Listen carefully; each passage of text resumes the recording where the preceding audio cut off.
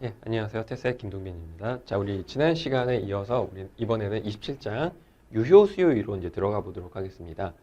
자, 우리는 거시경제에서 이제 GDP가 어떻게 결정되는지 이 양상을 살펴보게 될 건데, 그중에 이제 첫 단계 시각이 되겠습니다. 유효 수요 이론 이렇게 진도를 나가게 될 건데, 요거 이제 진도 나가기 전에 요 케인즈의 유효 수요 이론에서 기본적인 가정은 뭐냐면 물가가 경직적이다라는 가정이 들어갑니다.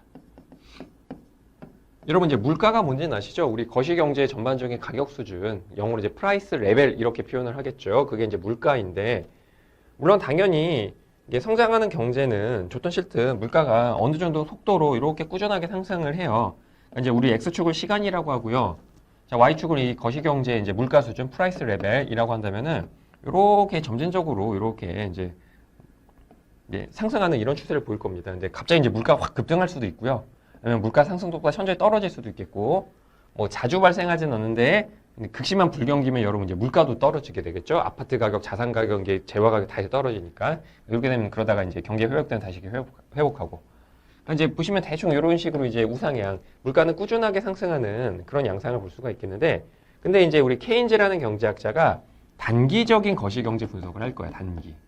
그러니까 짧은 기간이란 얘기죠. 여기서 뭐 짧은 기간이라는 저 물리적인 기준이 딱 명확하게 결정이 되어 있는 건 아닌데, 뭐 2년 내지 3년 정도, 물론 이제 군대 가 계신 분들은 2년이 뭐가 짧아요 이게 할 수도 있겠는데, 우리 거시경제학적으로 좀 짧은 기간이라고 한다면은 이렇게 짧은 기간 동안 이런 게 그러니까 대충 한 1년, 2년 정도 할까요?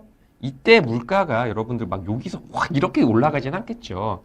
그러니까 뭐 2년 전에 짜장면 가격이 7,000원이던 게 2년 만에 짜장면 가격이 막 18,000원 이렇게 올라가진 않을 거 아니겠습니까? 그래서 비교적 짧은 기간에서는 물가 상승, 그러니까 물가의 변화폭을 이렇게, 물론 이제 장기적으로 이렇게 올라가서 보시는 것처럼 이제 엄청난 시간 텀에서는 우리 무시 못할 정도로 물가가 많이 올라간 걸로 볼 수 있겠습니다만은, 우리 한 요 정도 기간만 보자는 거예요, 짧게.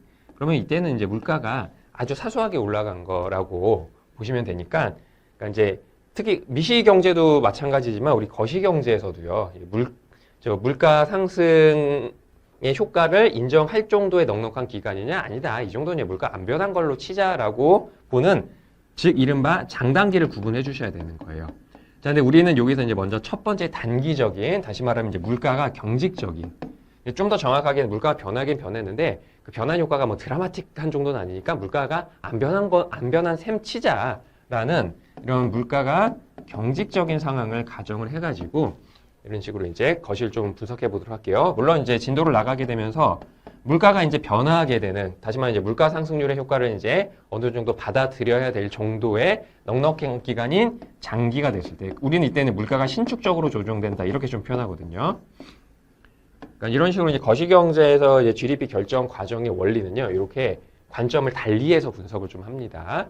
여러분 모든 뭐 경제뿐만 아니라 모든 사회과학이라든가 여러 가지 경제활동도 그렇지만 여러분들 우리 단기적인 정책 혹은 장기적인 정책 다 다르지 않겠어요. 지금 당장 어떤 문제가 발생을 해가지고 얘를 해결해야 되는데 지금 당장 시급하게 추진해야 되는 단기 과제도 있겠고, 그다음에 이 근원적인 문제를 해결하기 위한 장기 과제, 이렇게 병행을 해서 분석을 하고 정책을 추진해야 되는 것처럼 경제도 마찬가지예요. 지금 이 거시경제에 GDP에 뭔가 문제가 발생했다, 아니면 GDP가 어떻게 결정되는지를 바라보겠다라고 했을 땐 단기적 관점, 장기적 관점 이제 모두 다 우리 생각을 해서 분석을 하자는 얘기입니다.